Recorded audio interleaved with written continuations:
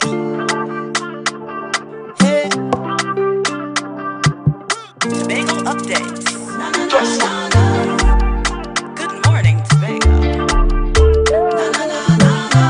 Wake up with Candace and Denicia. Let's go, go.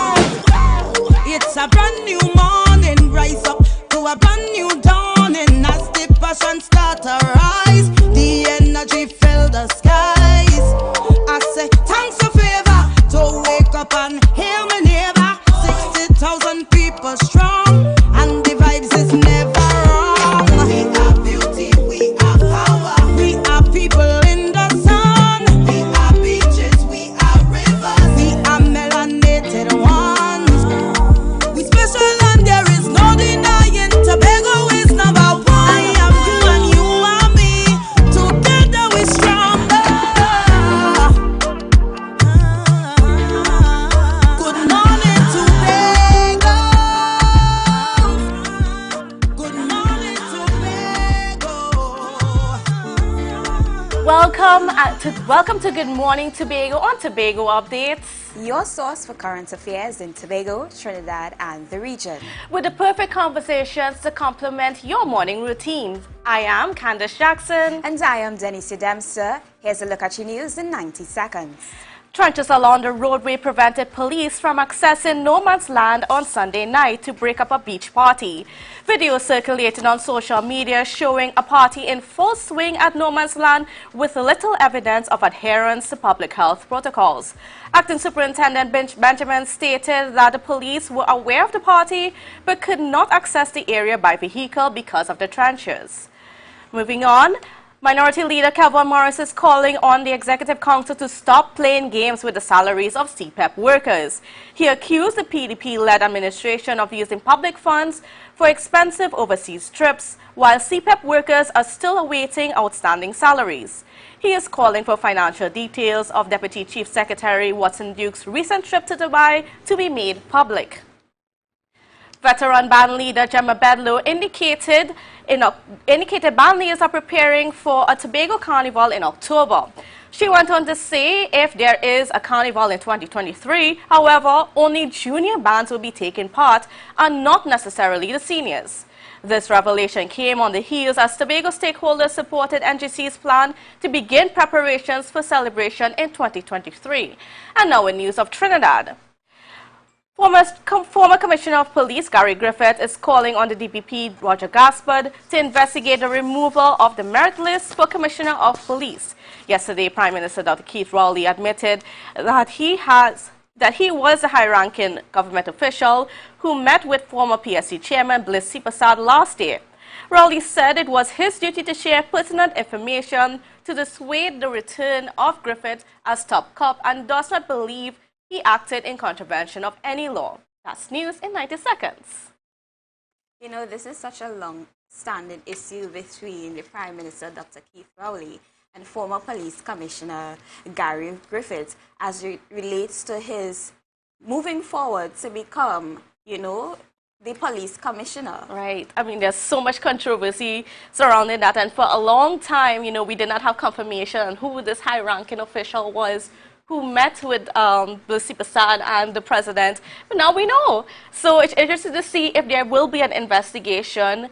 And if there is an investigation, what will come out. In the meantime, we had an interesting development with that party over the weekend. Yes, it was interesting that so many restrictions were put in place and all of them were broken, because I think people sometimes fail to remember that we are in a pandemic. Although cases have solely dwindled, we are still in a pandemic, and therefore we need to act appropriately to, eradicate the spread of this virus going forward. And even more interesting was the fact that the police were not able to access the area because they said, there were trenches along the roadway towards no man's land, and that prevented them, and they apparently cannot access it by boats. And it begs the question, where was the Coast Guard, where was the Reef Patrol persons there to make sure that these things are not happening in that area? Because remember, that's a protected landmark. Also, if this situation would be a situation that continues to happen, you know, persons feel like, okay, the police can't access me via vehicle, so therefore I can basically do what I want and continue to have these private parties on the beaches where the police may not be able to get to me. And it is my information that that was a paid party. You know, they had some artists being brought in on the pirogues and stuff like that. It was a birthday party turned into a little fete. And as we're talking about money, we are in Global Money Week. Yes, we are. And we are having a conference today at Victor E. Bruce Complex, and it's also streaming online.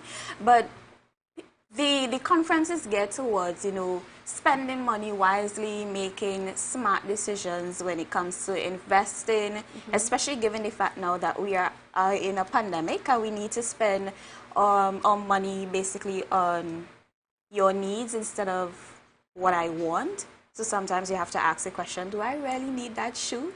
Do I really need that shirt? Is it necessary?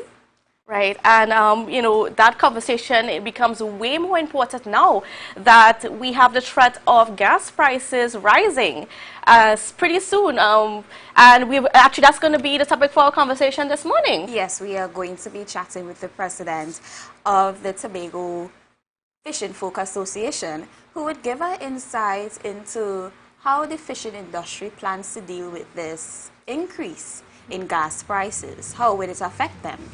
Right, and then we will also be speaking with Mr. Conrad Ainel, the NGC chairman and former energy minister, who is going to give us an overall perspective on what's happening outside, what's leading to the increase of these energy prices and how we as a society can deal with that. And another part of that conversation is the indication from the Prime Minister that instead of moving towards CNG powered vehicles, we might be moving to electric powered vehicles. And that's a whole other conversation. That's a complete change. You know, there's so much up in the air where that is concerned. Because a lot of people are wondering what contingency plans are being put in place to change your vehicle to now being it electrical. Like what incentives are being put in place to facilitate this change? Right. So we are going to be having those conversations this morning. And so, folks, we're just going to go to a break and we'll be right back. Support brand cleaning products, tough on grind, yet gentle on you. In the kitchen, use only Support dishwashing liquid. Washing your clothes, use only Support liquid laundry detergent. Sanitizing your home, work or any environment, then Support antibacterial multi-purpose cleaner is the brand for you. Ask for Support detergent products today because we're family. It's locally made with a great price and everyone needs a little support.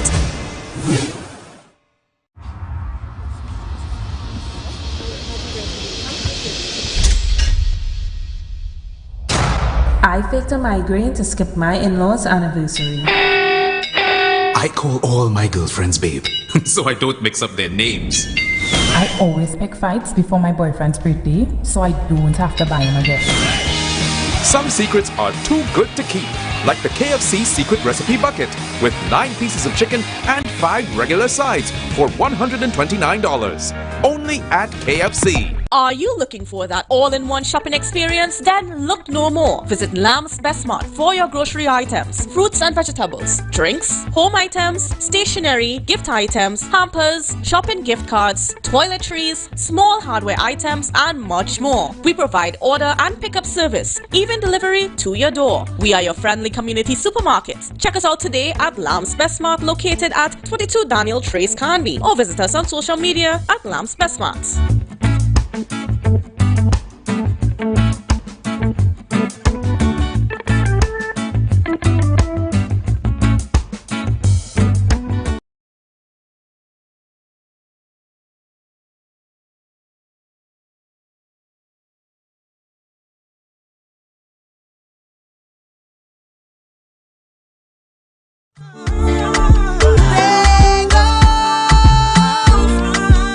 Good morning to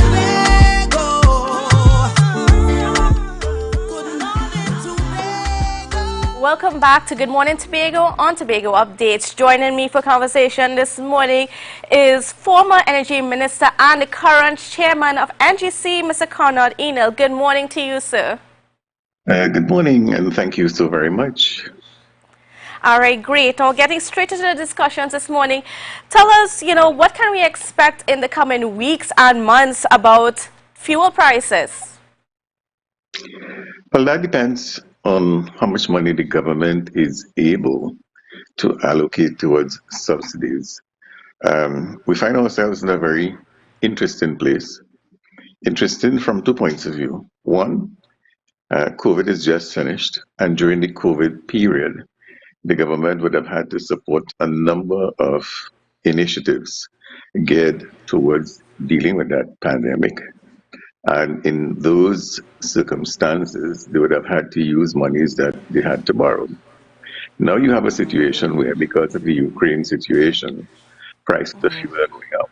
Now, we have a situation where the government has said that they were trying to, or they were moving to liberalize the petroleum sector, that is to say, the transportation subsector, the one where gas would, or gas for your cars, would more or less be based on what the market provides, and they would have a cap, or they would provide some level of subsidy.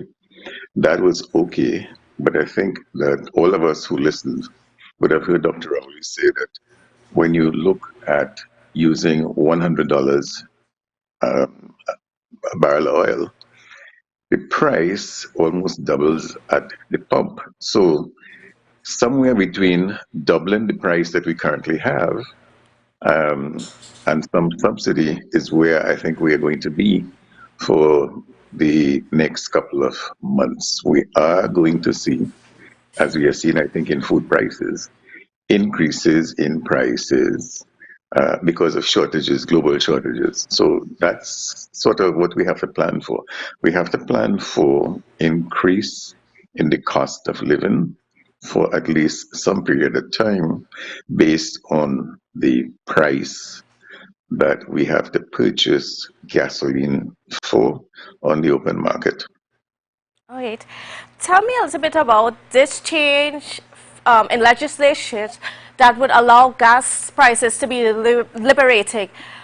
What is the progress in this happening? The legislation is in place, but the government has not decided yet at what point in time they will do it. Remember that when this measure was contemplated, we had to deal with COVID. And COVID, I think, took priority over everything else.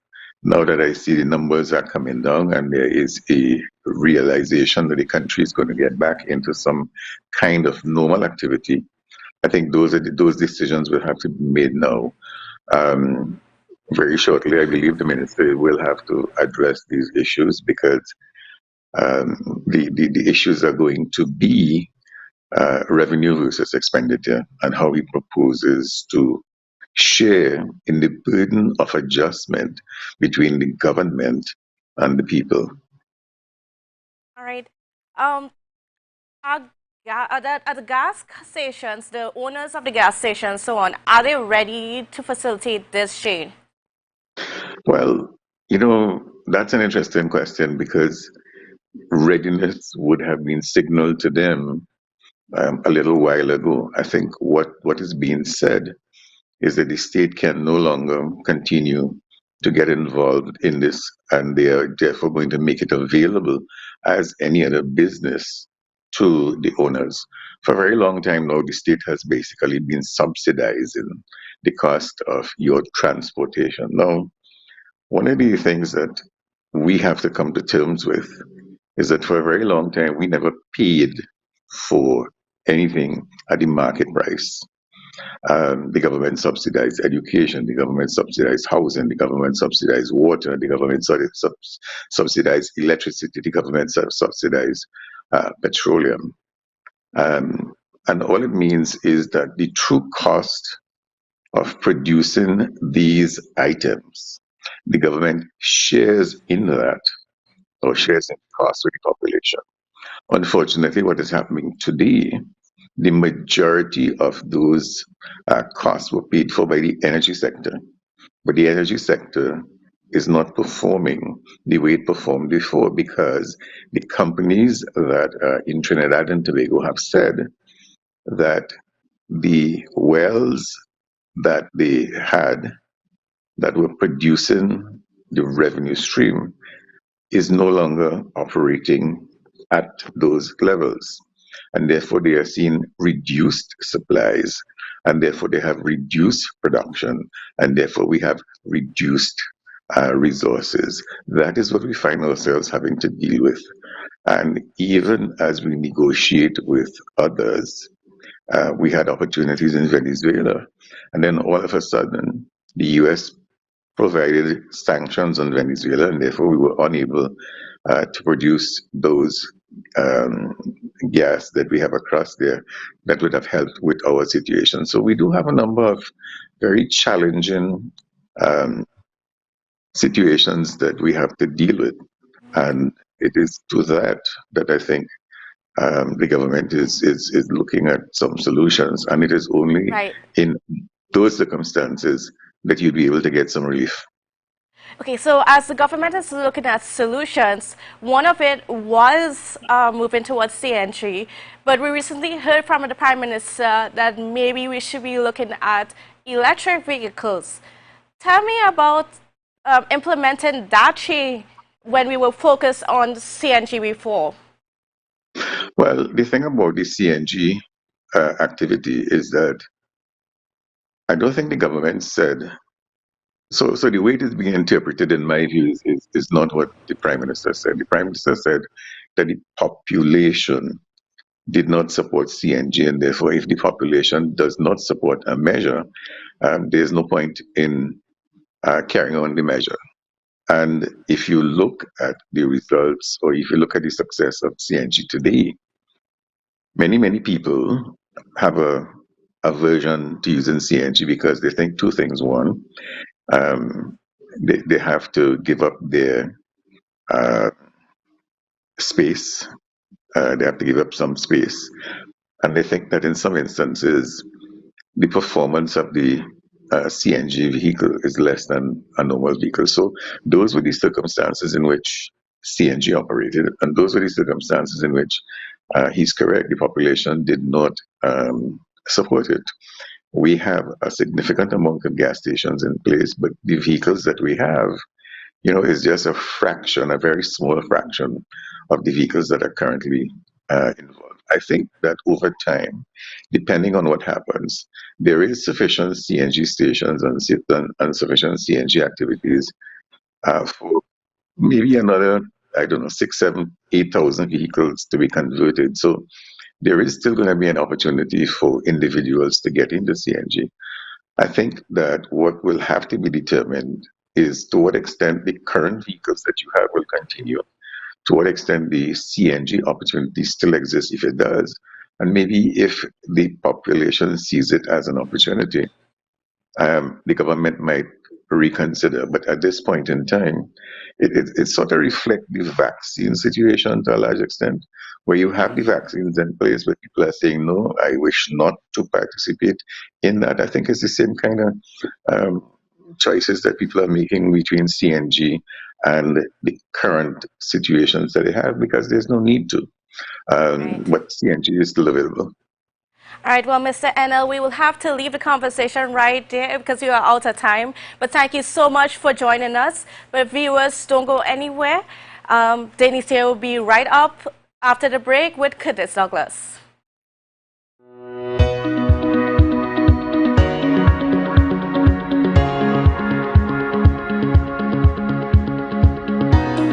I want to meet with you to share my personal testimony and other local testimonies. Call me now, Juliet Roberts, at 341-0715. The number again is 341-0715. God bless you. Tobago Glass Supplies has been a leading name for over 37 years in the glass and aluminum market in Tobago. We provide an extensive range of high-quality, innovative aluminum and glass products for commercial and residential use. Competitive prices with superior and professional services by committed employees who are guided by rigid quality standards. Tobago Glass Supplies specializes in the manufacture and installation of glass and aluminum products that are essential to today's homeowners and the business environment. We are engaged in marketing, sales, and installation of a variety of products. These ranges from windows and doors to necessities such as mirrors for homes and vehicles, designed and manufactured in-house or imported.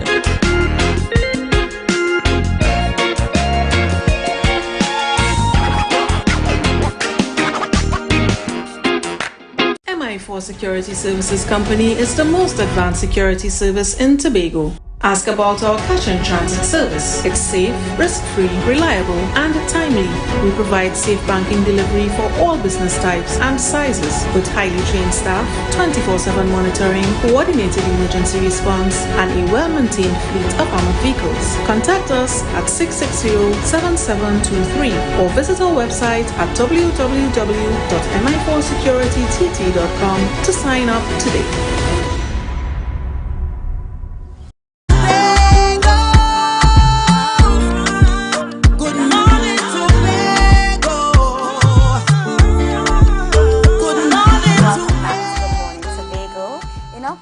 We have Mr. Curtis Douglas. He's the president of the All Tobago Fishing Folk Association. How are you? Good morning, and good morning to Trinidad and Tobago and the wider listening public. So, in your opinion, how is the fishing industry prepared to deal with the impending increase of gas prices that may affect the longevity of the business? Well, okay. First thing people have to understand is how the structure of the fishing industry works. Now, at presently, the average fisherman uses something like $180 for one jug of gas, right? So with the price increase that we're seeing, that will be something like $360. Because what happened, it means that we have to do more with less, right? So long time when we could have gone 5 miles now and catch a good yield probably of about 500, 600 pounds of fish, we have to go even further. So you're talking something like about 25 to 30 miles we have to go to ensure that we have a good catch so we could pass it on to the public and the wholesaler, retailers, and the entire crew. So the price increase would really affect the price and the cost of fish for the public, but there are things that we could do or the authorities can do to ensure that that's been like tapered or more stable so we could be able to control and pass it on to the consumers. Because I was now going to say, a lot of people don't necessarily understand the process. So then when they just hear that the fish has raised, yes, you know, they raise their eyebrow. Yes. So could you explain to persons or individuals the process that goes into catching a good catch? All right, let me explain. Before I even get to the good catch, I would like to say this. Now, for over 10 years, right, fisher folks in Tobago hasn't got what we call a gas rebate, whereby our counterparts in Trinidad were receiving gas rebate. So they would have been able to control the cost of their fish. So with the gas rebate, as clearly what we are asking for, what probably the Honorable Chief Secretary was alluding to through the Prime Minister, once Tobago get that gas rebate, we will now be able to have a more stable and control the fish price at $30 a pound rough and about, right? So we could also pass that on. But fisher folks in Tobago do not get that gas rebate. So you see, the pressure comes on Tobagonians. So when they do things in Trinidad, they don't really necessarily consider or think about Tobago. So when you have the Assistant Secretary for Fisheries, which is Mr. Nigel Tate, Assemblyman Mr. Nigel Tate, he is, I think, is showing interest in working to ensure that that gas rebate Tobagoans can get that. So once that could be signed off by the secretary, right, the secretary of Fisheries Department per se, it will really ease the burden upon Tobagonians, because we don't find Tobagonians should be paying $40 and $45 for a pound of fish. We are the land of fish. I mean, the entire Tobago community really is raised by fish. Either you're pulling seine or you're going. But now, with all the exploration, with oil and gas and things, it even make it more difficult.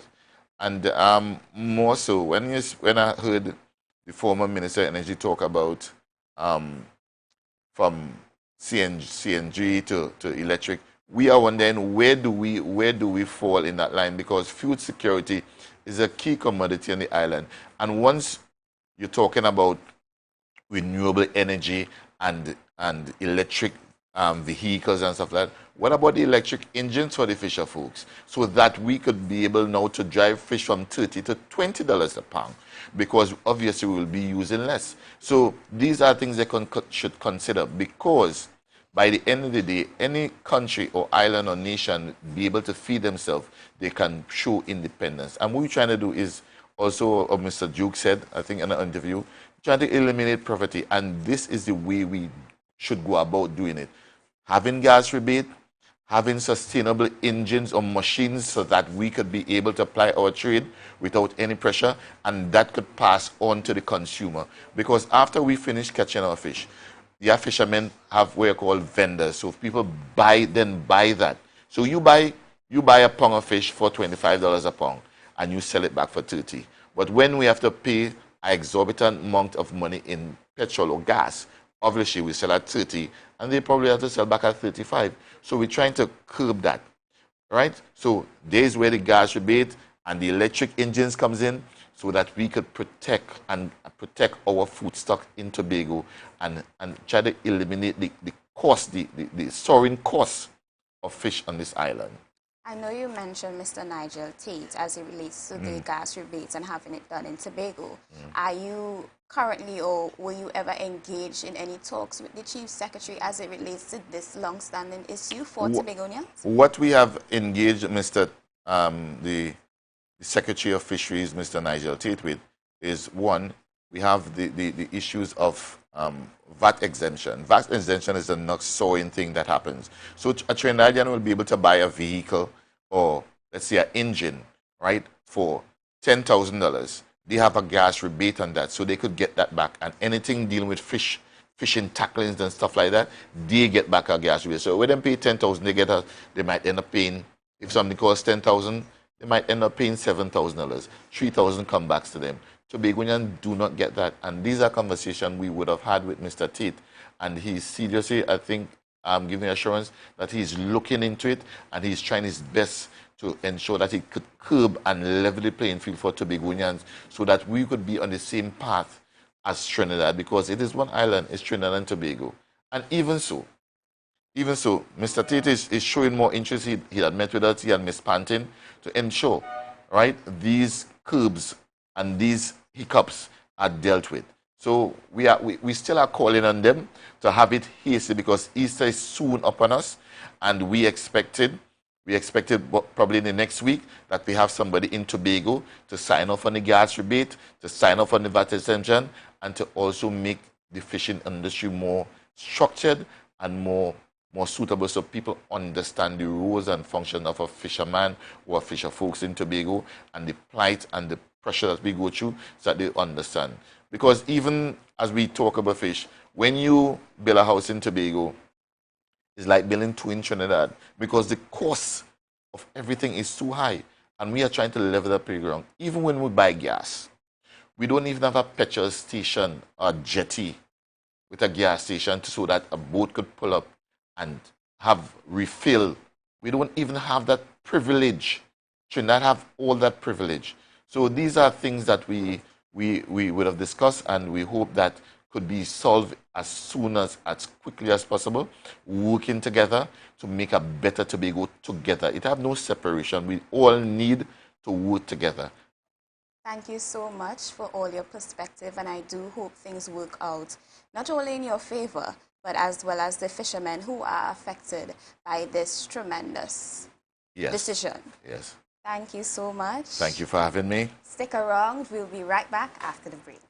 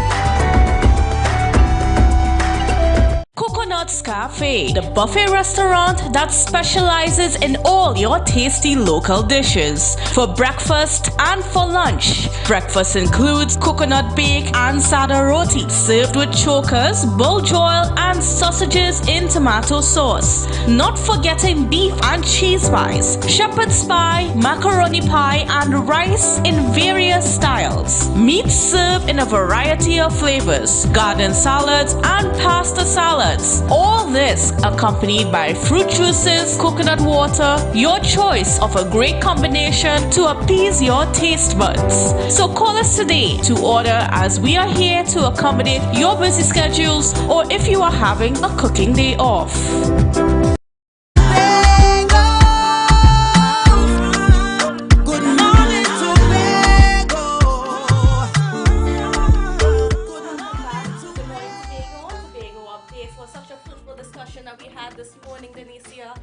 And we have a lot to think about in terms of as a society, as a people, in the way that we go about our spending, because those gas prices increases are coming whether we want it or not. And it's affecting everybody, because you heard Mr. Douglas said they are currently using 180, that's how much they pay.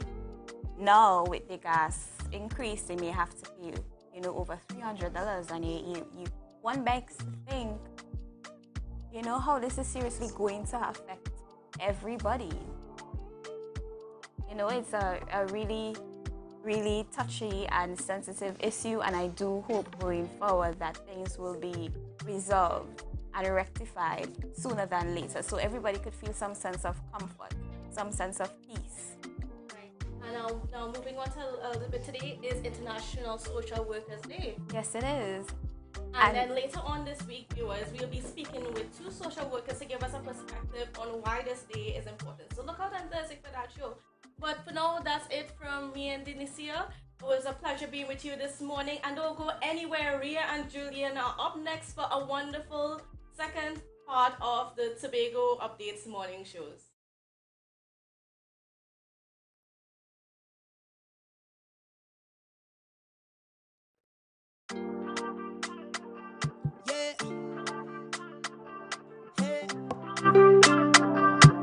Tobago updates.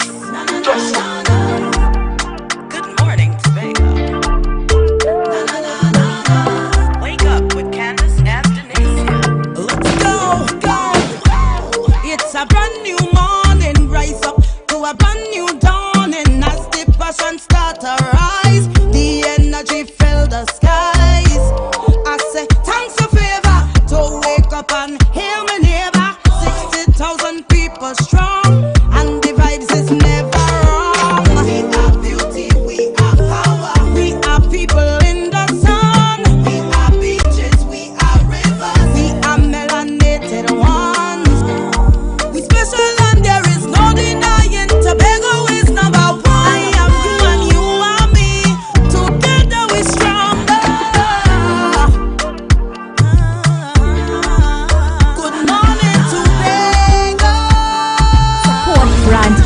products, tough on grind, yet gentle on you. In the kitchen, use only support dishwashing liquid. Washing your clothes, use only support liquid laundry detergent. Sanitizing your home, work, or any environment, then support antibacterial multi-purpose cleaner is the brand for you. Ask for support detergent products today because we're family. It's locally made with a great price and everyone needs a little support.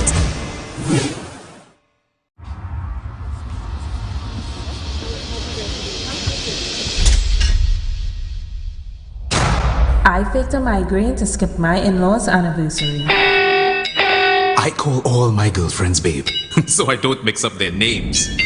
I always pick fights before my boyfriend's birthday, so I don't have to buy him a gift. Some secrets are too good to keep, like the KFC secret recipe bucket with 9 pieces of chicken and 5 regular sides for $129. Only at KFC.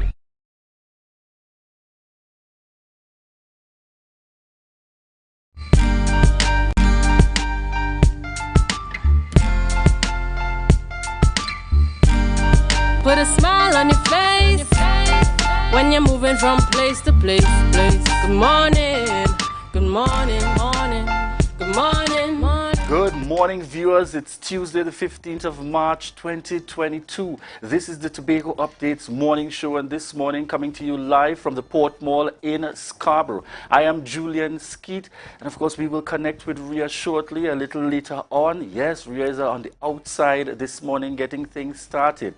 As we join you this morning, we want to continue to encourage all those viewers, those of you joining us via TV, those of you joining us via radio, those joining us online. Yes, it's important that you continue to spread the good news of Tobago updates, folks. We just had our Good Morning Tobago segment introduced in this week, where we bring news and current affairs for the first half hour, and then into our hour-long Tobago Updates morning show, continuing to connect with you and to promote the happenings here in the Tobago space to those of you in Tobago, those of you in Trinidad, as well as those of you throughout the region and the world at large. And this morning on our lineup, we have, let me just give you a sense of our rundown this morning. And this morning we will be chatting with Dr. Verlene Bob Lewis. And no stranger at all, Dr. Verlene Bob Lewis, number of years in the education sector, making a difference and making her contribution here within the Tobago space, and in fact I dare say nationally and beyond. You know, I said much earlier in my discussions, when I heard of her being the recipient of a national award, I said, oh my God, Dr. Bob, that kind of lady that can give you the professional slant, the very formal swing, and then at the same time dive into the Tobago vernacular and enjoying that, you know, those days of before in terms of Tobago life. And so we look forward in the first segment where we'll speak to a national awardee, Public Service Medal of Merit Gold, Dr. Verlene Bob Lewis. We follow also in the rundown this morning conversations with Marcus Daniel, and this is in his capacity as Public Relations Officer of the Tobago Cricket Association. So we look forward to getting some information on the Chief Secretary's T10 Cricket Blast. So we look out for that this morning. And finally, in this morning's segment, we wrap with Travis Gardner, meteorologist, and this is in relation to the celebration of World Met Day 2022. And I know many of you are wondering, what is World Met Day? We'll find out from Travis Gardner a little later on in our lineup this morning. All right, and we should have some birthdays on the lineup here this morning, courtesy Tobago Updates. Yes, and we're sending out my very good friend too. This is Tonya. Sending out birthday blessings to Tonya. Tonya celebrated yesterday, but if I know Tonya, those celebrations will continue into the week. Tonya Osman Ramsey, birthday blessings, and also loyal viewer to the Tobago Updates morning show. And I want to send out this morning, we're pausing for some anniversary greetings in between. And folks, do these faces look familiar to you any at all? Yes, just in case you see the blend and you see Candice Jackson, that's correct. These are the parents of Candice Jackson, and they are celebrating their 36th 6th anniversary. Danny and Pamela Chulan, and we want to wish you a happy anniversary, coming from Candice, the entire team here at Tobago Updates, and we know that you're going to have a great celebration for this anniversary going forward. Congratulations. We're also sending out birthday blessings. My very good friend again, Andres Sparks. Shout outs to you, Andres, out there doing your thing in the States. Want to wish you a happy birthday. And I know you would have had fun, and I know the celebrations will continue. Birthday blessings to you, Andres. All right. And this gentleman we have here, this young man. Recent photo of him enjoying retirement. Yes, this is my uncle. Uncle Elvis. I want to give you a shout out across the Trinidad. Tunes in religiously, ensures that the TV and everything tuned in the house on a morning out there in Couva is locked on to the Tobago Updates morning show. Uncle Elvis, so I'm sending birthday shout outs to you this morning. Wishing you a very happy birthday and God's continued blessings to each and every one of you. Viewers, we want to thank you so much for that continued love and support that we receive via the Tobago Updates morning show. We also want to remind you that you connect with us for the news on Monday, Wednesday, and Friday at 7:30 p.m. And you can also look out tomorrow being Wednesday for Youth Wednesday, the Tobago Updates morning show, Youth Wednesday with Aliyah and Dwayne. Always a surprise. And I'm told we got some surprises in store for our viewers as well come Thursday. Am I at liberty to let it out just yet? I probably can't say, but for now, yes, we've got some exciting things in store for you. The Tobago Updates morning show coming to you in the latter part of this week. You know how we do it here at Tobago Updates. There's always a surprise. There's always something to keep you going, something to keep you energized. We want to thank you all for the continued love and support. As we prepare to head into the next segment, we want to remind you to share the live, share the live, share the live. Support brand cleaning products, tough on grind, yet gentle on you. In the kitchen, use only support dishwashing liquid. Washing your clothes, use only support liquid laundry detergent. Sanitizing your home, work, or any environment, then support antibacterial multi-purpose cleaner is the brand for you. Ask for support detergent products today because we're family. It's locally made with a great price and everyone needs a little support.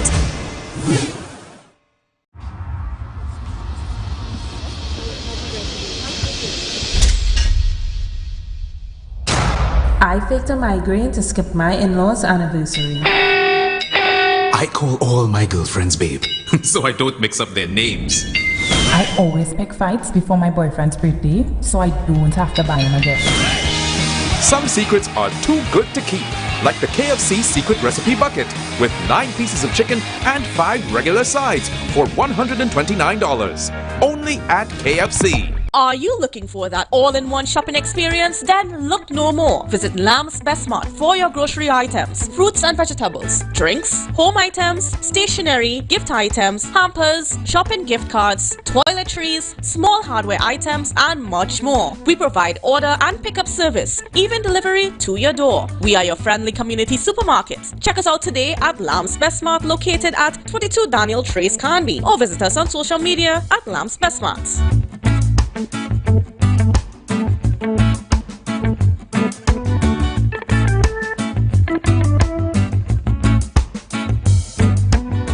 It's a different type of thing down there.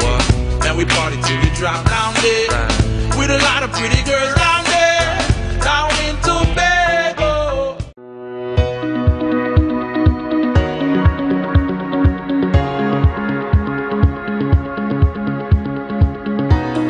I want to meet with you to share my personal testimony and other local testimonies. Call me now, Juliet Roberts, at 341-0715. The number again is 341-0715. God bless you. Tobago Glass Supplies has been a leading name for over 37 years in the glass and aluminum market in Tobago. We provide an extensive range of high-quality, innovative aluminum and glass products for commercial and residential use. Competitive prices with superior and professional services by committed employees who are guided by rigid quality standards. Tobago Glass Supplies specializes in the manufacture and installation of glass and aluminum products that are essential to today's homeowners and the business environment. We are engaged in marketing, sales, and installation of a variety of products. These ranges from windows and doors to necessities such as mirrors for homes and vehicles, designed and manufactured in-house or imported.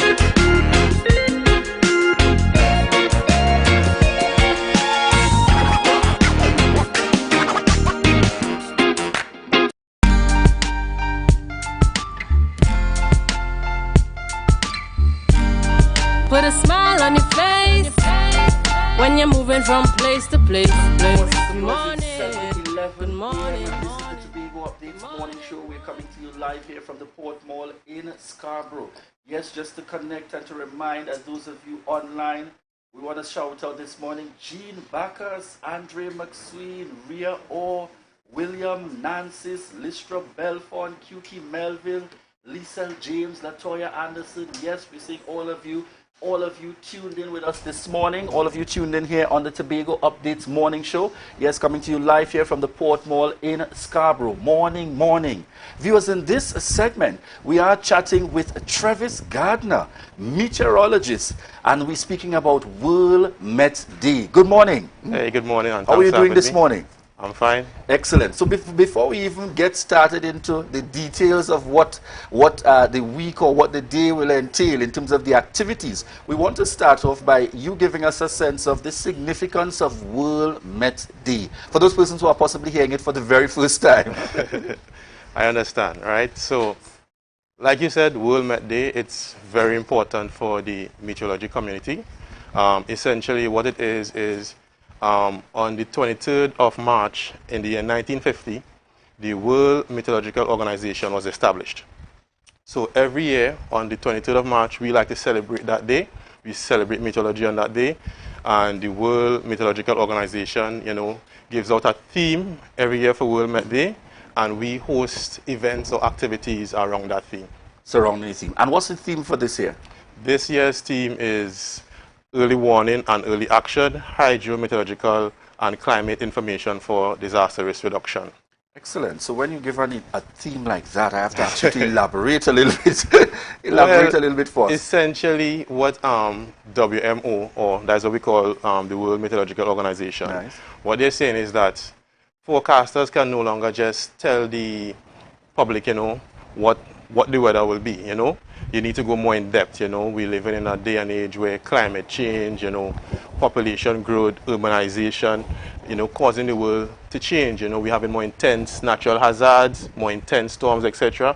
So we need to do more to warn the public. We want to give them early warning, early action, so we can have a reduction in the risk to the public. That's very significant because persons would actually tell you now, do I really need a weather forecast or meteorologist just to tell me about what's happening when I can Google it? So I like the fact that you speak to being able to give more, to give persons much more. So I'm told that we have a photo contest coming up for Tobago World Met Day 2022 celebrations. Give us a little information about the photo competition. No problem. I won't say coming up. In fact, our competition has been running since the 25th of February. It will be closing on the 18th of March, which is this Friday. Right? The competition is open to everyone, but the photos must be taken here in Tobago. Right? We have cash prizes. The adult prize is $3,000 TT dollars, and for the junior prizes, for the juniors, we are going first, second, and third, and you can win up to $1,005. Right? However, to take part in the competition, you must have the TT Met Office mobile app. Tell us about the app. How do persons access the app? Because you want to make sure they have everything in order for this competition. Yes, time's hard. You want to win that 3,000. Correct. Right? So you can go in the Google Play Store or the Apple Store and download the app. It's just TT Met Office mobile app. On our Facebook page, the CAST Facebook page, we have more information there. And we also have a video demonstrating how to take part in the competition. Right? All right. Who can enter the competition? Anyone in Trinidad and Tobago. In fact, we had two competitions running. An open competition for everyone in the country, and then we have one running specific for photos taken in Tobago. Because what we have found is, over the years, it's not the first time we run in the photo competition. Trinidadians love the weather. So, the amount of entries we get, we say, okay, this year we're going to do a competition for photos just in Tobago, We're going to give a cash prize. So Tobagonians come out, participate, and that cash prize could be yours. So I see here also mentioned that the photos must be taken in Tobago That's only. right. All right. That's Very right. important to note. Very So important. don't come and give me any angle in Trinidad and tell me this is Tobago. How do you think that your panel might be able to differentiate something like that? Well, when you go in on the app, yes, we can see the location of the photo, etc. Right. Well, the person have to give a description of the photo as well. Good. So they will let us know, what the photo is about. Mind you, yesterday I took a peep at some of the entries, right? And there are some beautiful photos there. But remember, everything for World Met Day is geared around the theme. Yes. And I haven't seen any photos around the theme. So I want to let people know, right? Make sure that your photo is geared. The theme is early warning, early action for disaster risk reduction. It's up to you to find a creative way of making your photo about the theme. All right. Can you walk us through the entry process? Because I'm seeing some specifics here about clicking on the more tab, selecting competition. Just guide us through. I suspect this is on the app itself? Yes. And that's why we did a video, because it's a little complicated. So when you download the app, you just you will open, you'll see the main screen, and then at the bottom you'll see the different like whether it's forecast, etc. And you'll see more. When you click on more, then you will see the competitions there. And because we had 2 competitions running, you had to make sure and click on the Tobago competition. Then you would create a Skyview profile. Basically, all you need is an email address, and you'll create a password. And from there, you go into the competition and participate. Excellent. So just in case somebody came on, just after you mentioned those prizes, and they say, well, I'm making all this effort for, just remind them again, what are the prizes and the deadline for submission? The deadline for submission is this Friday, the 18th of March, and the first prize for adults is $3,000 TT, and for juniors, we are giving away a first, second, and third prize, up to $1,500 in prizes. And I love the encouragement for our juniors, most definitely. And from the close of the photo competition on Friday, you then head into a week of activities. Yes. Let's start that week starting from Monday the 21st. Right. On Monday, we're going to have a video, a pre-recorded video. Our minister will be featured in the video, Honorable Ayanna Webster Roy, the Met supervisor, the forecaster, the Met assistants.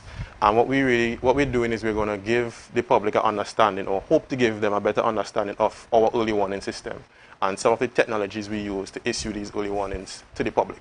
All right. So we speak about the video that looks at the week, and then I see on Tuesday we have a lineup in line with the theme in terms of early warning, early action. Who's going to be leading that webinar for us? Well, we are going to be hosting the webinar, but here in Tobago, TEMA, they are the ones who do disaster management here in Tobago. So we saw the need to get them involved, because the team is geared around early warning and action, and TEMA is the one who's always on the go here when we have any natural disasters. So we're going to have a representative from TEMA. Obviously, we're going to have someone on the panel from the Met Office, and then we also have a member from THA, Natural Resource and Environment. All right, excellent. On Wednesday, I'm seeing virtual classes. Who's that targeted at? What's going to be captured in these virtual classes? Well, we always try to get the younger generation to see meteorology as a viable career option. So usually we will go into the schools and do a little outreach, focusing more on the geography and environmental science students. Last year, because of the pandemic, we couldn't go into the schools. In fact, the students were at home. So we started doing, the virtual career fair and the class. So we was planning for this year's World Met Day to be virtual again, and then bam, things started opening up. Right. Thankfully, the schools were like, okay, no problem. We'll bring them in a room for you, and we'll give them a virtual setup, and we can do it from there. And then next year, you could start coming back to the schools, hopefully, if the pandemic pans out. So is it that between Wednesday and Tuesday, you have different targets in terms of schools, or students are being encouraged to attend both? The difference between the virtual class versus the virtual career fair? We want students to attend both. Excellent. So on Wednesday, all the schools were engaged. On Wednesday, we're focusing on 5th and 6th form geography and environmental science students. We are going to teach them about our early warning systems. We want the students to have an understanding of it, so they themselves know how to react when they see an early warning. And we're going to also engage with some conversations with them, etc. And then on Thursday, we're going to have a virtual career fair. Now, last year, I participated in the career fair. I would have just returned from university, and I would have given the students like a rundown of what it's like going to university and becoming a meteorologist. But this year, I thought it would be best to take it a little further. So my teachers, in CIMH, which is the Caribbean Institute for Meteorology and Hydrology in Barbados. It's a collaboration between UWI and CIMH, how to get a meteorology degree. So we have individuals from Tobago working there. So we have Cathy and Caesar and Ashford Reyes who would have worked here. So this year I'm going to let the students interact with those individuals. They have a lot of knowledge to share. They have traveled around the world, practicing meteorology. So I think it will be a good influence.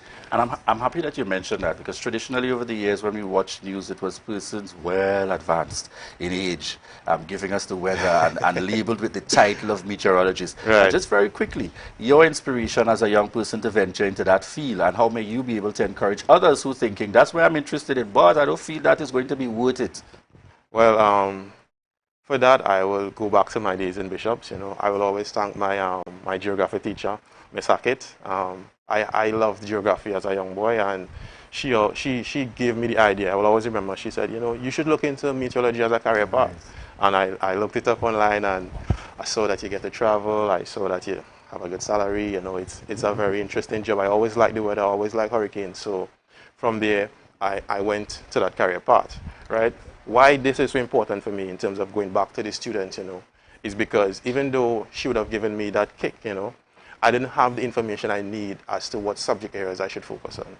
That's why we try to go back to the schools, because I didn't focus on mathematics and physics in high school, I thought it was more geography and more watching the atmosphere.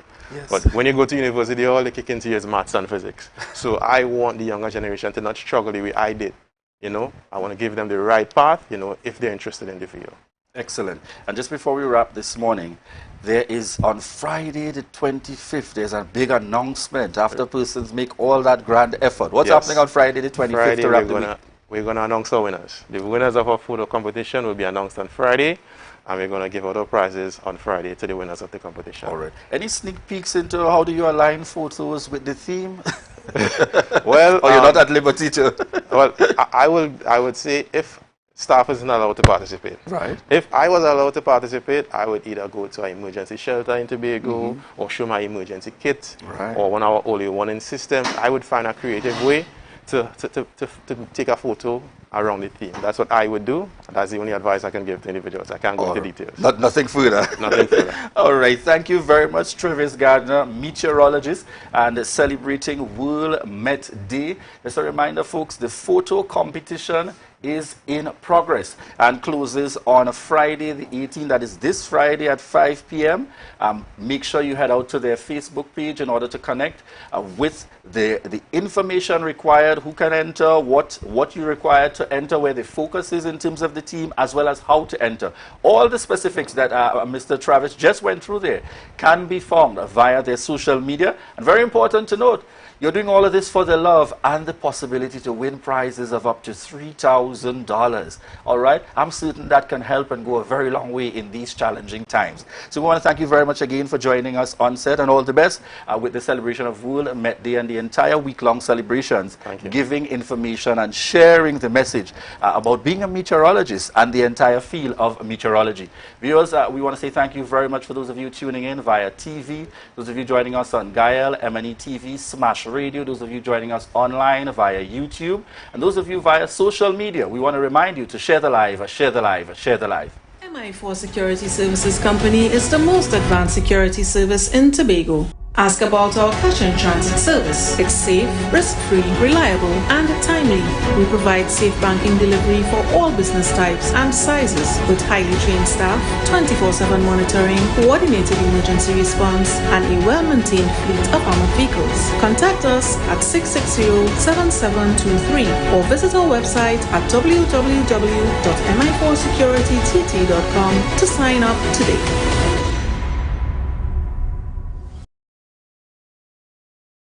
You can now get whatever you need whenever you need it anywhere in Tobago with Tobago. Your meals, medication, groceries, and shopping all delivered directly to you. No more hassle, no more stress. Get the Tobago app today on Google Play or Apple App Store. That's TAPPOGO, and let us deliver to you. Check our website at www.tapogo.app or call the experts at 494-TOGO and 484-4746. Tobago. Relax. We will get it to you. Tobago's at your service.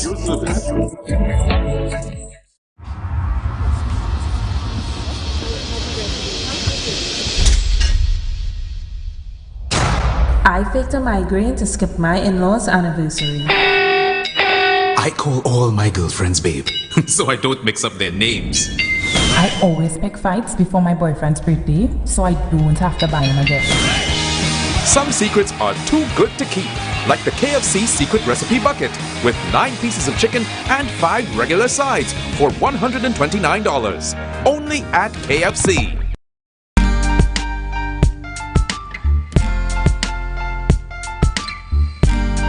Put a smile on your face when you're moving from place to place. Good morning, good morning, good morning.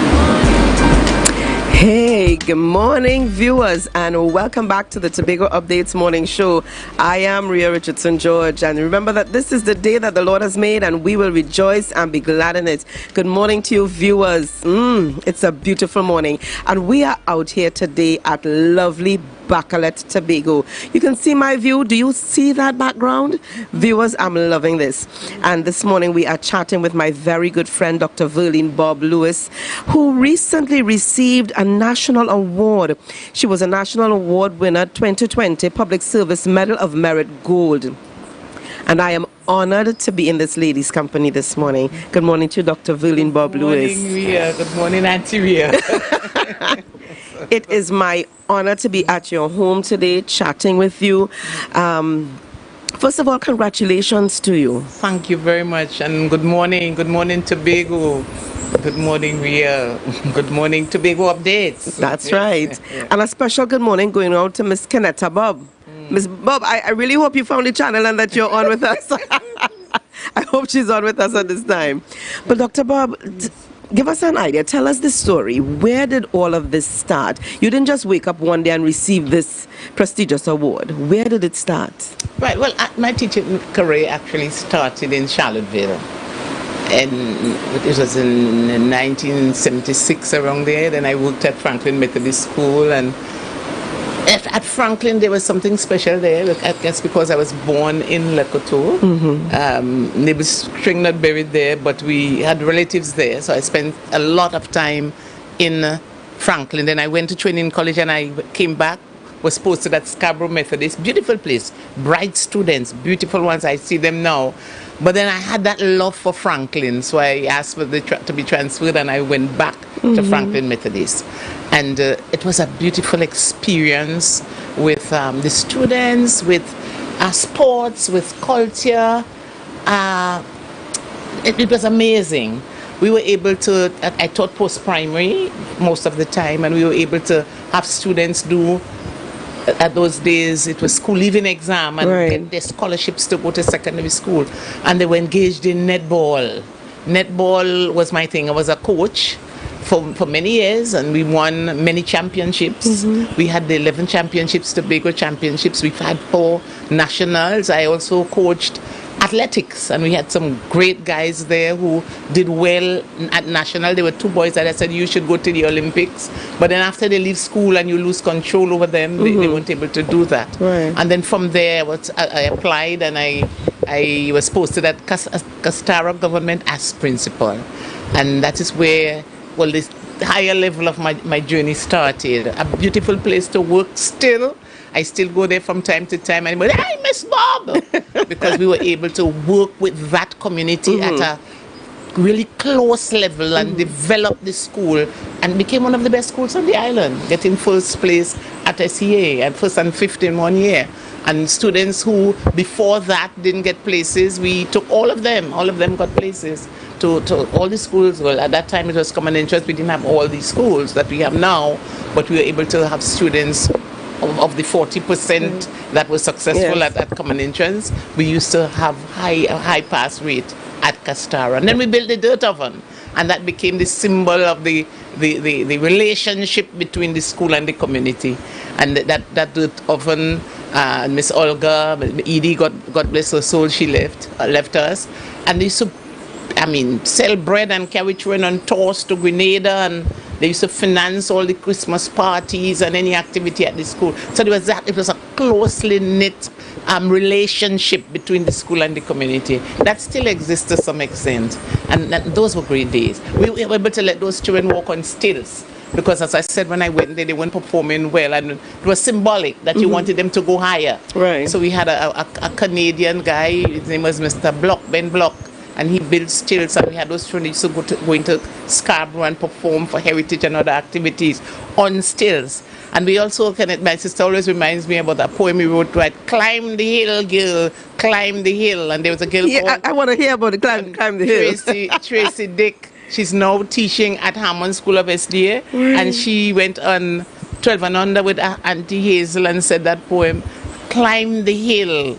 Climb the hill, and all that was symbolic, and we really made them climb the hill and improve and grow to a high level. The lady with the oven, Miss Olga, she would name Miss Bob. We could never forget you. You teach, and she will name all them and where they work. Who is an engineer? And she will name them out. Who teaching? Who? So that relationship still exists with the people of Castara. Also, naturalists, my friend Ansel.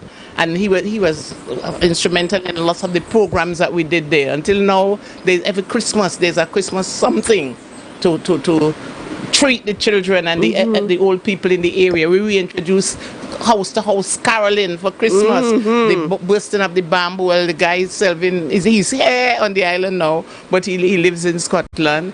And I remember one year we did a film at a house. Sarah Walker, she was the oldest person at that time in Castara, and we used her house and made it a traditional Christmas house with all the mattress stuffed with corn husks, and we did everything, the Morris chair, and we did the floor with varnish and everything. And TTT at that time, and not advertising, but TTT, that's a national television station, came and filmed it. And the guy actually won an award with that film. So we did lots of work in Castara, and I'm very, very pleased about how we left it when we left. And when I look at the teachers who worked with me at Castara, most of them are principals now, occupy, either as senior teachers or HODs in schools throughout the island. Do you believe that you paved the way for them? Well, they must have been part of the paving. When you're paving the road, you have the backhoe, you have the one that oiling, right. And you have all of them were part of the process in terms of that paving. Yes, and I can count about 5 that I could name now who are principals after. Some have retired. Yeah. I should have been retired a long time ago as well. But you're a Bob, so it's in your DNA to keep going. So I keep on going and going. Yes. And I have known you also as principal of Signal Hill Government Primary School when my 2 eldest were there. One of the very best. You rank amongst the very best of them, Dr. Bob. But I want you to tell our viewers this morning about that day when you got that call that you were about to receive this national award. What was going through your mind?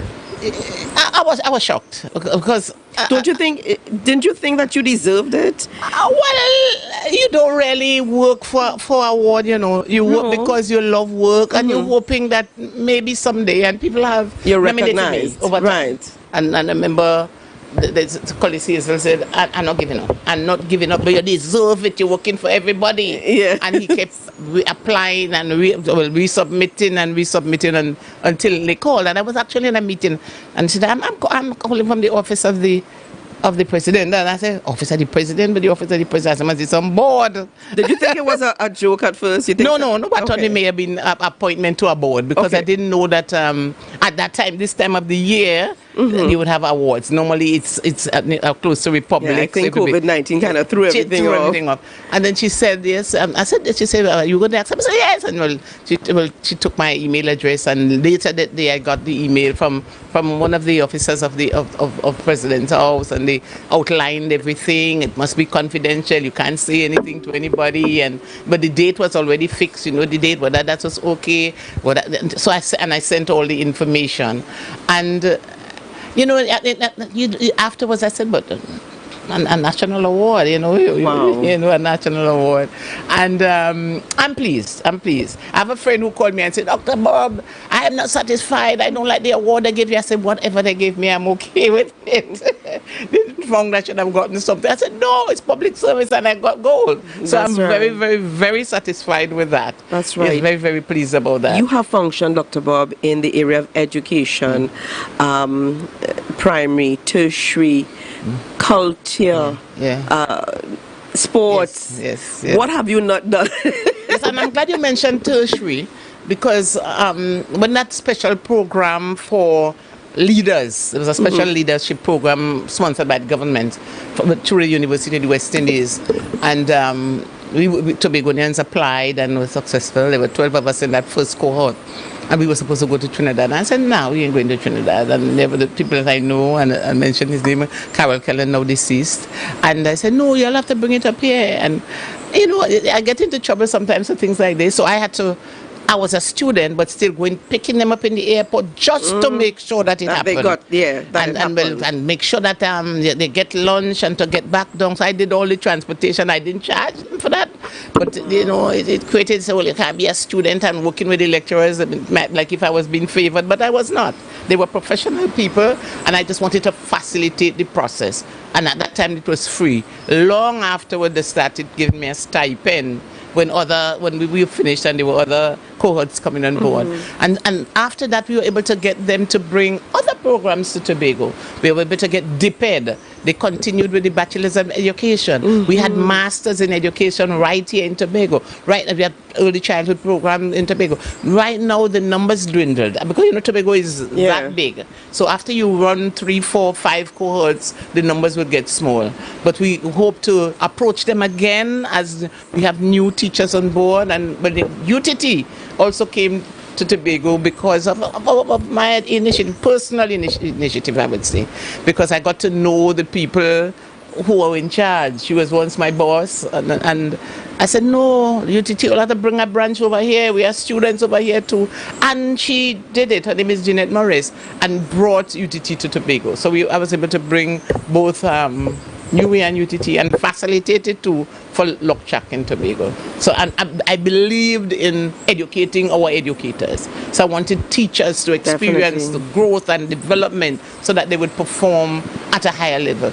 Don't ask me whether I think it happened. In some cases it did, and some cases maybe it didn't as much as I would have liked to. But I'm satisfied that a very high percentage, and we could work that out, of teachers in Tobago have their bachelor's primary school, and at the secondary they have their masters and their DPEDs right here. They didn't have to go anywhere in Tobago. And that is something I think a lot of persons have been fighting for a very long time, to have teachers remain at home and not have to journey to Trinidad to further their studies. Now, Dr. Bob, what was your motivation? Now, I came here earlier this morning, and your mommy, who is my good friend, when she saw me this morning, her face lit up. She said, Ria, is that you? Who is that pretty lady?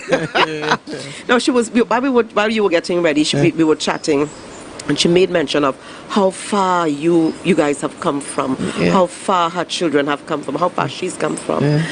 Just give us a quick, and I know if you were to give this story, we'd be here for weeks and months, but we grew up in Lansome. Right. And you remember, that's the place behind God back. I remember once my step-grandmother had said that they said that this road would remain a bridle road until the end of time. That's how it looked. And we grew up in a little area they used to call Jackass Village. So maybe that's how they thought about us. But we went to the Methodist school and we excelled, all of us. Did very well and got places in schools, in secondary schools in Scarborough. And then we came out. We had to leave there to be educated. We lived in different parts. You know, we had to stay. Sometimes you stay, you don't agree with that one, you move to another place. So we did that movement until our father, Vernon, decided to build a house so that we will stay there and all of us will be comfortable to attend school. So then we stayed in Scarborough. But after we went to secondary school and we graduated from there, more or less we moved on to tertiary on our own and decided to, look, we have to go to another level. So we were taught that education was important. And that is something that we want to tell the entire Tobago. And I belong to a group now that we're going to be talking about that. Education is important. It's the key to success. It's going to take you, and it doesn't matter what you want to do, but it will make whatever you want to do better. That's right. So we're not saying that everybody must be doctors and lawyers and teachers and so on. Whatever you attempt to do, you will do it at a higher level because you are educated. And we want parents in Tobago to take education a little more seriously. You see so many boys and girls sometimes not doing as well as they should do. And we want parents to follow the children through, at least through until the secondary school level. After that level, they may be able to go on their own, but take them through. Some people feel when they pass, and I must say it's the place now, everybody gets a place, and you're in the league. So some of them follow them through. You know, they in early childhood, and they go in with them, they walk into them and drop them off in school. When they move over to big school, as they call the primary schools at that level, they let go and just send them along. Continue going with them. Continue walking with them. Continue go and meet them and bring them home. They go into secondary, continue to do the same thing. So sometimes they go to secondary, you know, you have to take your car on your own, you catch your car, and you catch many other things at the same time. So follow your children through. Right through till KP. I know there are parents who are following their children through, even at tertiary education. Follow them through as far as you could take them. Definitely. And as high as you can take them. Education is important. That's right. Now, as we're wrapping up here, there are a lot of persons who would have supported you along the way. I know that too many names to mention, but who would you say has been your motivation along the way? No, I have no deceased. That mean I'm old because if you're seasoned. A friend called McDonald Duncan, now deceased, and he taught me at primary school in Lansome. And I worked with him as teacher at Franklin Methodist. But he always told me, he said, you are so much in you don't even know it. And then he would go and boast and say, oh, the brightest student I ever taught is William Bob Lewis. And he would tell that story anyway. And he always told me, you have places to go. You're going to reach far. His wife, I hope she's listening. And she know. And we are friends. We were friends. We remained friends until his death. I saw him, I think it was the day before he died, because I actually went home and saw him and spoke with him. And he kept, well, I have other relatives who would encourage you. I have my aunts, I have my mother, I have my sister's brother. One brother still alive. You know, would encourage along. But you see that McDonald Duncan, like he thought that I could go as far. And well, I tell you, most of the motivators go on. Yeah. Carlos Sibo was another one of my good friends, and you're always behind me and say, no, you will continue to do well. You could continue well. But, you know, you have some experiences that not everybody would support you. I remember when I applied once. I was pretty young, but doing well. And I applied for a Methodist school to be principal. At that time I was Franklin still, and it was going to be retirement. And went through the process, they interviewed me. At the time I was a staunch Methodist. And in the end somebody said, you did so well. The only thing not going for you is your age. So because I was young. But then when I went to Castor, I was one of the youngest principals on the island. And the rest is history. The rest is history. Yes. So I want to thank all those who I may not have mentioned the name, who supported me along the way. Even when I got ill, I had a fan club supporting me, and I'm thankful for that. Thank you so much. And you were one of my fan clubs, one of the members. In fact, you were probably chairing the fan club for me when I was going through. So thank you again so much. You're very welcome. It's a pleasure talking with you this morning. Always. Really a pleasure. Always. Yes, thank you very much. You're welcome. Well, viewers, we're going to leave it there. I know it was short and sweet. I know you wish you could get some more, but maybe another time. So thank you so much for joining us for this segment. And remember, viewers, to share the live, share the live, share the live.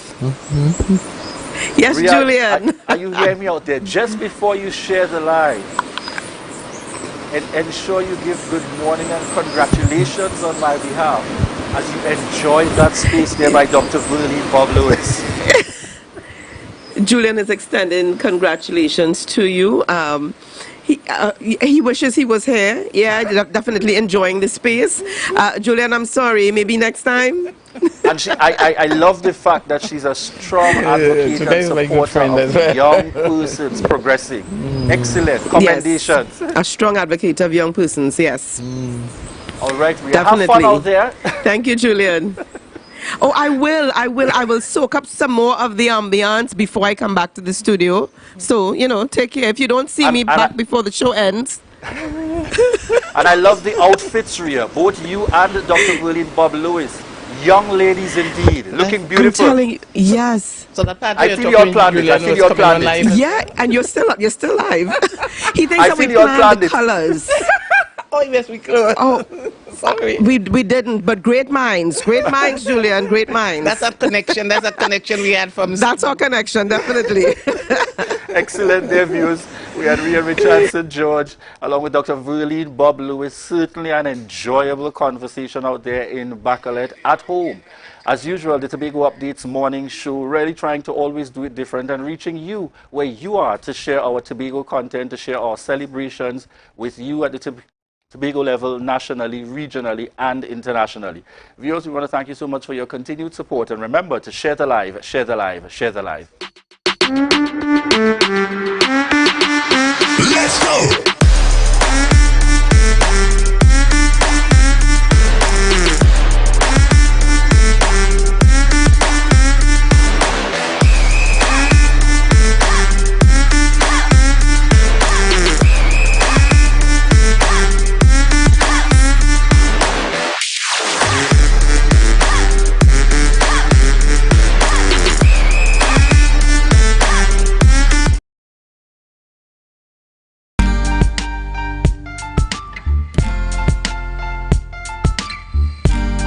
Put a smile on your face when you're moving from place to place. Good morning, good morning, morning, good morning.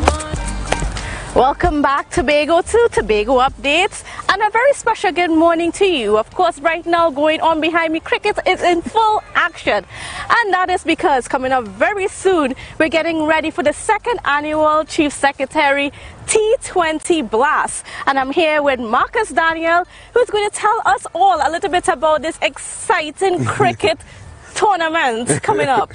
Good morning to you, Marcus. Yes, good morning, and I must say good morning to the viewers as well. And thank you so much for taking this opportunity to talk about cricket. You know, normally cricket is always on the back burner. You hear about football, basketball, track and field. So I'm happy that we have this exposure for cricket, and it's a T10, not T20. Oh, sorry, T10, no right? So tell me a little bit about the tournament itself. It is a chance at Tobago having their own version of franchise cricket in the same way that we have the CPL or the IPL. Yeah. So yeah, in 2019 we had the first edition, and obviously COVID took over, so we couldn't have that kind of bill that we wanted. And I'm happy, of course, that the government would have actually eased the restrictions, and we can now return to play. And hearing that, the Tobago Cricket Association, we decided that we're going to start the season off with our second annual Bago T10 Blast. What we decided to do is have a franchise-style competition, and as you mentioned, CPL and the other franchises around the world, in India and all these different things. We did take some element of that, but we do have a local flavor with it, right? This year, for the first time, we're going to have players from St. Vincent coming and play with us as well. We're going to have Trinidadians coming. The first edition, we had only Tobago players, because we are all about exposing our Tobago players. But when it comes to franchise cricket, you know, it's a brand that you have to sell, and we wanted to build it. Given that we're going to be returning, we want to return with a bang this year. So it's going to be held at the St. Grace Sporting Complex once again. 2 matches per evening. I would say per evening, because the first match will start at 6 p.m. And when will these be held? At the St. Grace Sporting Complex from the 8th of April to the 15th of April. It's 8 straight days of cricket, and I can tell you, exciting cricket, judging from what we saw in the last edition, because we didn't have a capacity crowd, because we had to socially distance ourselves at the venue, and we still had a wide interest from persons wanting to come into the venue. We're going to have the same thing around this time, but we expect that we're going to have more people coming in, because more people are vaccinated, and because it's a safe zone as well. So we are excited, and I know the cricketers who are vaccinated are excited as well. You know, the Tobago Cricket Association, we would have loved you know, a situation where all the cricketers could have participated, but you know, we are in different times now, and we are still in a pandemic. I know you guys have 4 teams already confirmed. Yeah, yes, we have 4. The 4 teams that played last time, we still maintain the names. Little Tobago Islanders, we have Boca Reef Divers, we do have Fort King George Gunners, and we have the defending champions, Rainforest Rangers. What we try to do is name the teams after something synonymous to Tobago, and I know that has been a sell to our sponsors, whom I want to name. We have Digital on board with us. We do have Tobago Housing Resorts, Yacht Market Martin Limited, Archie's Grocery, and a number of other small businesses within the area that will be supporting the initiative. And of course, we can't help but thank the Tobago House of Assembly, the Office of the Chief Secretary, for putting out the big sum for the support of the competition. Other than players of note like yourself, what other big name players can we expect to see as part of this tournament? Well, the last time we had a really nice celebrity match where we had West Indies white ball captain Kyron Pollard, we had Dwayne Bravo, we had Nicholas Pugh, and all those guys came for the celebrity match, and we are hoping that this time around we're going to have some bigger names, because this time around we're going to have the guys who played last time. They are going to be playing in India, so we're not going to have Kyron Pollard and those guys, but I can tell you we do have some bigger names coming as well. I'm going to let in fact, we're going to wait for a little more time to build up to release the names of those guys, but we do have some big names coming. In terms of local players, we have Iraq Thomas. He's now based in the UK playing cricket out there. We have a guy called Anthony Alexander, who starred recently in the Trinidad T10 Blast, and a number of other exciting local players, Jaron Alfred, Ansel Ned. In terms of Trinidad players, we have the current captain of the Trinidad and Tobago team. His name is Imran Khan. We have Jid Gooley. We have former West Indies player, should I say yes, former West Indies player Dennis Ramdin, and a number of other big names coming to play in this Tobago Chief Secretary's T10 Blast. So a lot of excitement to look forward to. Yes, indeed, and you know, like I said, it's a return of sport in Tobago. The Tobago Cricket Association will be having the first major event, and we are excited. You know, we have been down for quite a while. The youngsters have been asking when are we going to return to cricket, and you know, we are very thankful to the government for allowing sport to return, albeit just for vaccinated persons. But I can say that a number of cricketers in Tobago, they are vaccinated and they are ready to play, ready to entertain the crowd, not only in Trinidad and Tobago but regionally, because we do have streaming platforms that will be broadcasting the game not only in Trinidad and Tobago and the region but the world.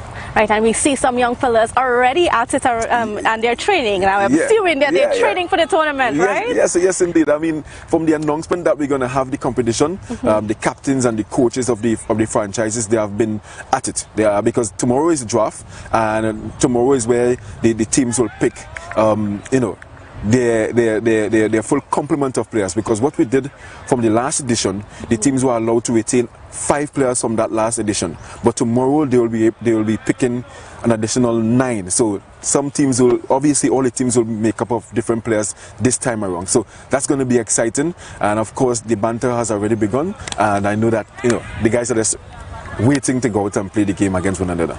Tell me, what does this mean towards reviving cricket on the island? Because we know for a number of years it has been the lesser sport. Yes, and as I mentioned in my opening statement, I mean, under the leadership of Mr. Corinne John for the past 8 to 10 years, we have had a number of initiatives that we are proud of in terms of cricket in Tobago, and one of my main things as a player, I've always tried to put the players first. I've played, so I know the guys coming up, I know what they will want from the Cricket Association. We have had a significant arrangement with the St. Vincent and the Grenadines Cricket Association, where we signed an MOU in 2019 to have their national team come to Tobago, and then we're going to reciprocate in terms of our national team. Well, our senior team in Tobago will go across there and play, and then their youth team will come to Tobago, and then our youth team will go. So we have that arrangement. We have played there, we won competitions there. We have teams that we're going to Trinidad and play. Our youth cricketers are currently engaged in the interzonal competitions under 15, under 13, under 17, under 19. So yes, cricket is growing, and my job as the public relations officer is to highlight all the the contributions made by our cricketers in Tobago, and I'm hoping that persons are seen and they are really enthused about our cricketers here in Tobago. All right, so just once again for our viewers, when is this going to be held? Right, so it's on the 8th of April, that's the opening night, and it's going to conclude on the 15th of April. That's next week, well, next month, should I say, a couple weeks again. Obviously we are hoping that persons who are vaccinated can come out and support the event. And is it free? Yes. For the first couple of days, we're going to do it for free, and the semi-final and final, we're going to see if we can get something from the public, because as I said, it's high entertainment. Some very big name players are going to be coming and entertain us all, and I know around the world we pay a lot to go and see those guys perform, but we are bringing them here for free.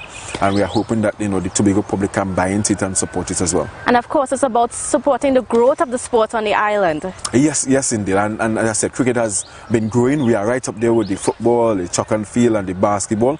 And in fact, I think we are one of the better running organizations in the country. As I said before, we have done a lot of partnerships, not only with the cricket board in Trinidad, but regionally. Our president, Mr. Cohen John, he has been, liaising with the president of the West Indies Cricket Board in trying to get Tobago out there and get Tobago's cricketers out there to the world.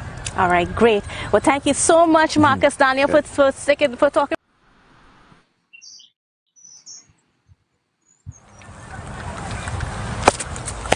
Welcome back, Tobago, to Tobago Update. This day in Tobago history. Did you know that on March 15, 1792, the future governor-in-chief of Tobago visits the island on a West Indian tour of his inheritances? According to Henry Isles Woodcock's A History of the Island of Tobago, 230 years ago today, Sir William Young II, Baronet, was riding around Tobago on horseback. Wikipedia states that Young's father died in 1788, leaving his son 4 sugar plantations on several islands, one being on the island of Tobago, along with a total of 896 African slaves. Young's father had also been seriously in debt and left a sum of around £110,000 for his son to pay. That is £14,191,000 in 2022 dollars.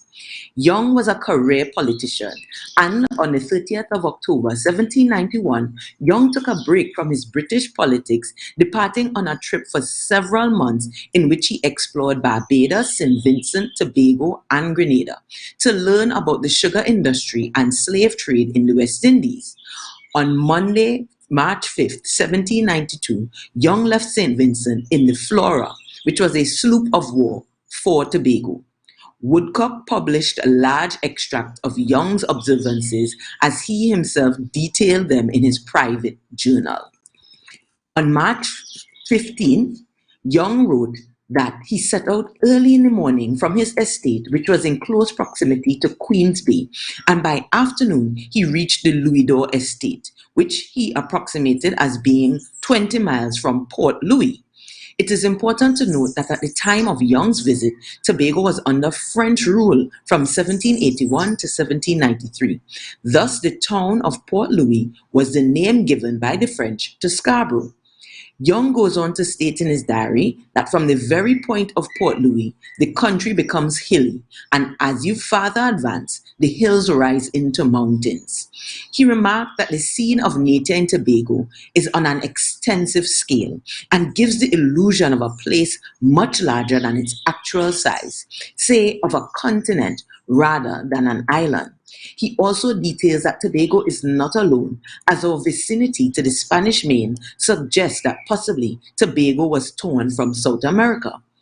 The next day, Young describes his encounters with the Negroes of his plantation as a group he labels Arabs. Young is written in history as having a utopian view of the slave trade. He did not see the practice as barbaric, but as one that would naturally fall out of use over time. As a result, in his journal, he presents an almost rose-colored picture of what life would have been like for enslaved people in the 18th century. You've been watching This Day in Tobago History. My name is Devon Adana. Back to you, Julian, in studio. Devon Adana. You know, I'm hearing you telling the story there, and I'm wondering quite naturally, when you hear about the journey, for us now we jump in a car and we head in and around. For them back then, what was it? A horse. It was a horse. certainly pressure. Sometimes we're outside for 2 seconds and we complain about the heat. That's it. Thank you so much there, Devon Adana, this morning. And we have just had that interview with Candice Jackson and Marcus Daniel. And we want to advise you, this is the Tobago T10 cricket, the draft that takes place supported the annual Chief Secretary. And this evening, we want you to know that starting at 5 p.m., you can tune into Tobago Sports Live. Tobago Sports Live will be bringing it live from 5 p.m. This evening, in terms of following the events that would take place coming out of that last interview. All right, viewers, so we want to thank each and every one of you so much for the love and support. Let me head over to the live very quickly here this morning. They have 6 shout-outs going to the association, QQ Melville, Didi Vincent. I'm wondering if Ria is going to get back here in time. Michelle Boris. Hey, Ria is there. Michelle Boris. All right, all of you joining us on the live this morning, we want to say thank you so much for the continued love and support. Ria, I'm all smiles once again. Yes, Julian, I am back. Now we're outside, and again, I'm coming to you live from the lovely Bacalet on the outskirts of Scarborough, Tobago. It is beautiful here, Julian. It is beautiful. I am fighting with some sugar flies, even as we speak, that are trying to land on me and bite. I don't know, every time I'm outside, there's a sugar fly waiting to attack. But be that as it may, I'm having a wonderful time. You can hear the traffic, and a lot of persons are utilizing this route into Scarborough. Yes. Ria, don't think you're going to distract me. Ria, don't think you're going to distract me with the traffic. That sweetness of that sugar fly. No. Good morning to Oswald George. You know, I don't know what it is I'm going to do with you, Julian Skeet. I really don't know what it is we're going to do with you. We don't know what we're going to do with Julian Skeet. But you know, you were sharing some of the live a little while ago. And during that interview with Dr. Verlene Bob Lewis, Julian, Britta Melville, who is one of those principals who took over, who was also attached to Signal Hill Government Primary School back in the day, Britta Melville says, heartiest congratulations to you, Dr. Bob, well deserved. Russell Morrison also sent congratulations to her. Colleen Pearls Sanders says, this lady is an awesome woman and professional. Congratulations, Dr. Bob.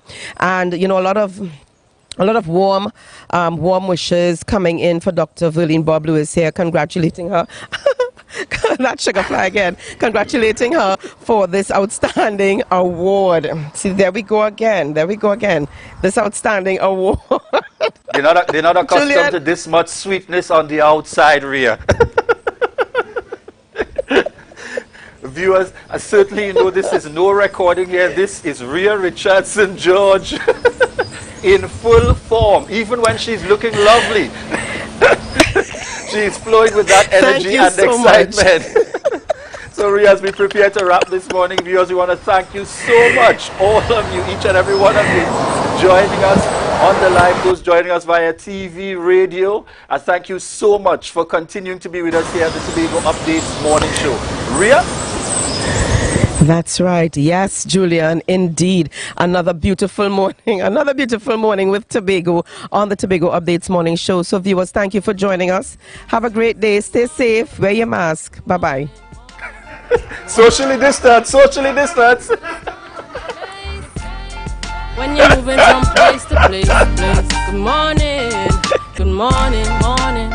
Good morning, morning. This world is getting so cold. I wanna keep running like a soldier.